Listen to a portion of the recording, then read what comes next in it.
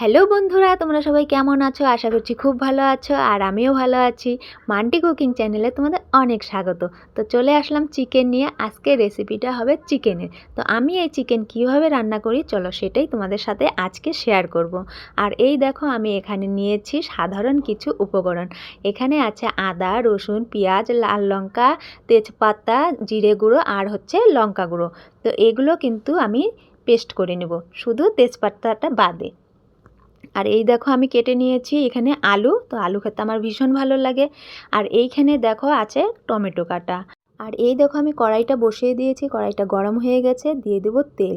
আর এবারে দিয়ে দেবো আমি সেই কেটে রাখা আলুগুলো। আলুগুলোর মধ্যে দিয়ে দেবো হালকা পরিমাণে নুন আর দিয়ে দেবো একটুখানি হলুদ গুঁড়ো। তো এবারে আমি এগুলো কিন্তু লাল লাল করে ভেজে নেব। তো এই দেখো আমার লাল লাল করে ভাজা হয়ে গেছে। এবার আমি এগুলোকে তুলে নেব। তোমরাও কিন্তু এরকম লাল লাল করে ভেজে নেবে। আর এই তেলের মধ্যে দিয়ে দিলাম এলাচ, লং আর হচ্ছে দারচিনি আর তেজপাতা আর কিছুটা পরিমাণে দিয়ে দেবো জিরে। আর এই দেখো আমি দিয়ে দিলাম কিছুটা পরিমাণে পেঁয়াজ কুচি। তো এবার আমি এগুলোকে কিন্তু লাল লাল করে একটু ভেজে নেব। তো এই দেখো আমার হালকা লাল লাল হয়ে গেছে। তো এবারে আমি দিয়ে দেব পেস্ট করা মশলা। এবার মশলাটাকে আমি হালকাভাবে একটু ভেজে নেব। তো এই দেখো আমি হালকাভাবে ভেজে নিলাম। দিয়ে দেবো স্বাদ মতো নুন, হলুদ গুঁড়ো আর দিয়ে দেবো কিছুটা পরিমাণে লঙ্কা গুঁড়ো। তো এবার আমি এগুলোকে ভালোভাবে একটু কষিয়ে নেব। তো এই দেখো আমার কষানো কিন্তু হয়ে গেছে। তো এবার আমি চিকেনগুলো দিয়ে দেব। তো এই দেখো আমি চিকেনগুলো দিয়ে দিলাম। এবার একটু নেড়ে চেড়ে নেব। তো আমার নাড়াচাড়া হয়ে গেছে। এবার সিদ্ধ হওয়ার জন্য জল দিয়ে দেব। তো সিদ্ধ হওয়ার জন্য আমি জল দিয়ে দিলাম। এখন দিয়ে দেব ভেজে রাখা আলুগুলো। তো এই দেখো আমি ভেজে রাখা আলুগুলো দিয়ে দিলাম। এবার একটা থালা দিয়ে ঢেকে দেবো। এবার ঢাকাটা তুলে নিলাম। জলটা দেখো শুকিয়ে গিয়েছে।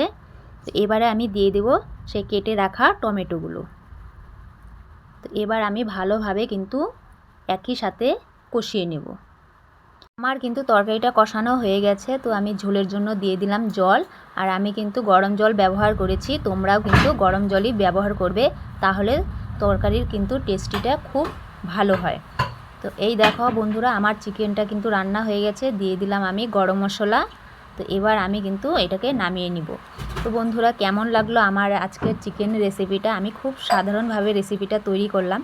যদি ভালো লেগে থাকে তাহলে কিন্তু অবশ্যই লাইক, কমেন্ট, শেয়ার করবে। আর যারা আমার চ্যানেলটি নতুন দেখছো তারা অবশ্যই চ্যানেলটি সাবস্ক্রাইব করে দিয়ে আমার পাশে থাকবে। তো বন্ধুরা দেখা হচ্ছে আবার নতুন কোনো রেসিপি নিয়ে। সবাই ভালো থেকো, সুস্থ থেকো।